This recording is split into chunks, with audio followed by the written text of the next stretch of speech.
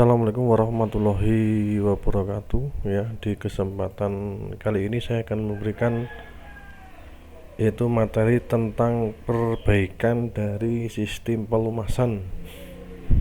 Dalam materi ini nanti yang pertama ada tujuan ya, melalui pembelajaran secara mandiri nanti diharapkan siswa mampu yang pertama memahami atau menelaah sistem pelumasan, yang kedua dapat mendiagnosa dari kerusakan sistem pelumas, yang ketiga dapat memperbaiki kerusakan dari sistem pelumas, yang B indikator pencapaian kompetensi. Yang pertama dapat menelaah dari sistem pelumasan, yang kedua dapat mendiagnosa kerusakan dari sistem pelumas, yang ketiga dapat memperbaiki dari sistem pelumasan. Fungsi dari sistem pelumas ya ada 4 nanti ya. Yang pertama sebagai pelumasan ya, artinya setiap mobil itu harus ada pelumasan yang bertujuan untuk mengurangi keausan ya yang terjadi pada gesekan bagian-bagian yang selalu bergerak.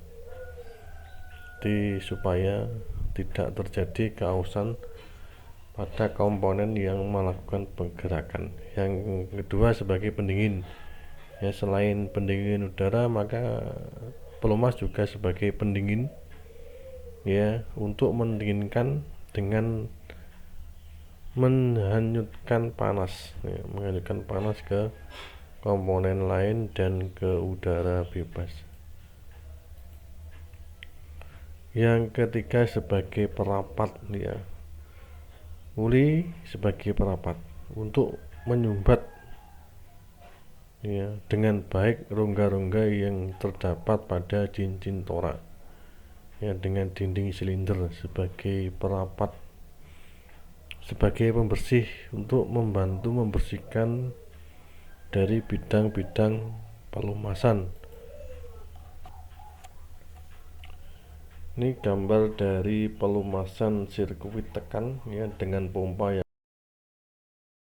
kebanyakan mobil nih ya, dipompa filter masuk ke dalam nih, filter oli ya sampai ke atas.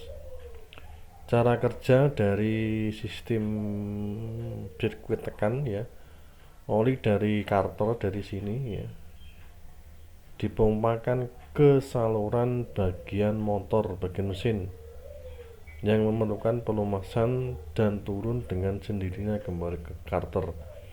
Nanti untuk naik ke atas dia perlu pompa, untuk turun ke karter dia tidak perlu dipompa, jadi dia turun dengan sendirinya. Sifat-sifat pelumasan terutama ya, dan merata, memberikan pendinginan dan membersihkan pada setiap bagian.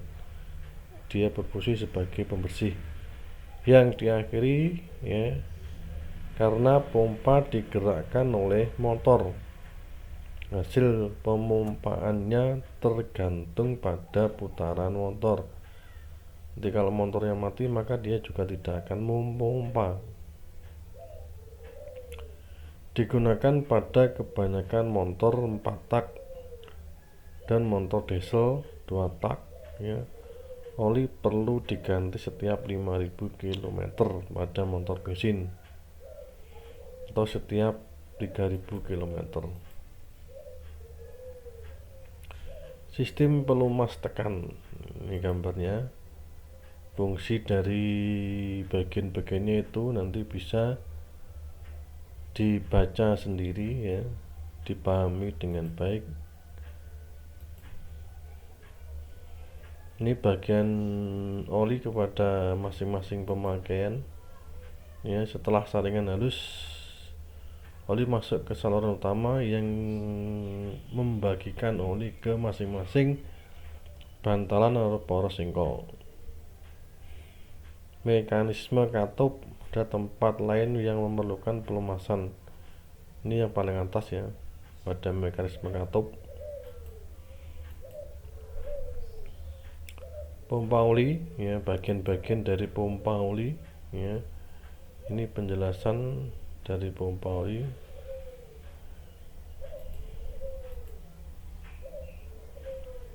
Pompa oli bentotor ya. Ini bagian-bagiannya nanti bisa dipahami ya.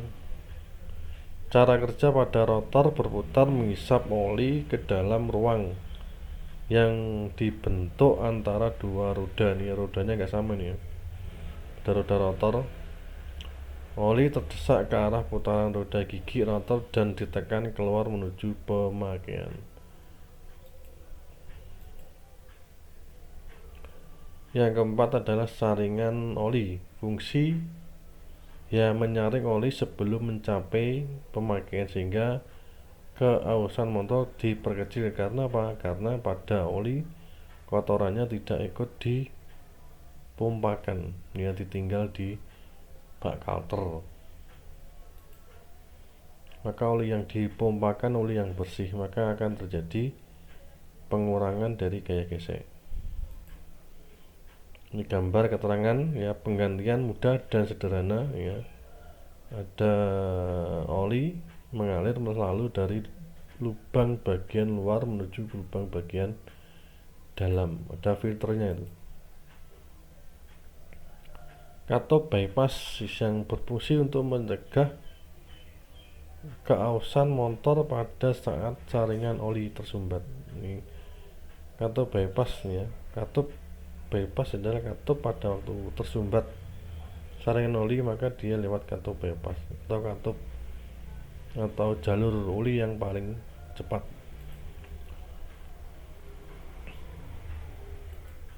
Ini gambar nanti bisa digambar ya, serta dipahami cara kerja. Katup anti balik, fungsi mencegah oli dalam saringan tidak mengalir kembali dalam bak kalter saat motor mati. Jadi untuk mencegah supaya oli tidak masuk ke dalam bak kalter. Nih gambarnya saat mesin hidup ya, ini saat mesin mati.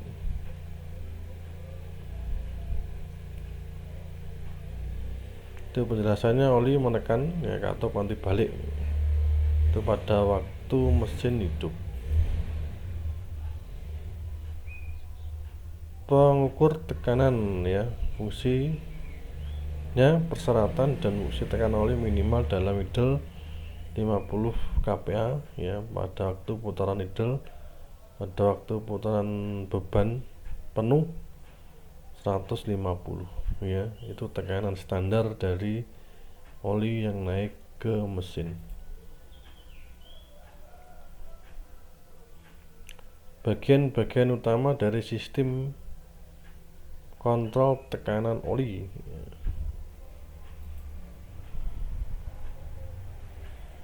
Dipasang pada salon oli ya. Setelah saringan halus, jenis pengirim adalah berupa tahanan geser jenis lainnya.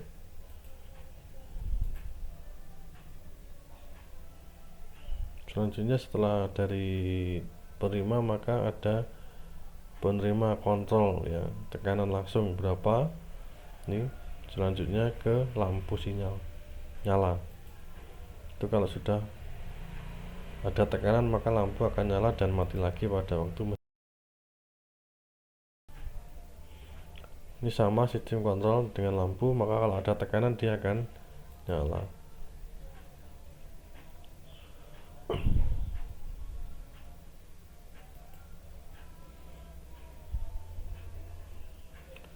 Ini catatan ya, bila lampu saat nyala berarti tekanan oli lebih rendah dari tekanan minimum yang diperbolehkan. Hal ini menyebabkan motor menjadi rusak. Jadi tekanan oli tidak boleh menyala terus-menerus.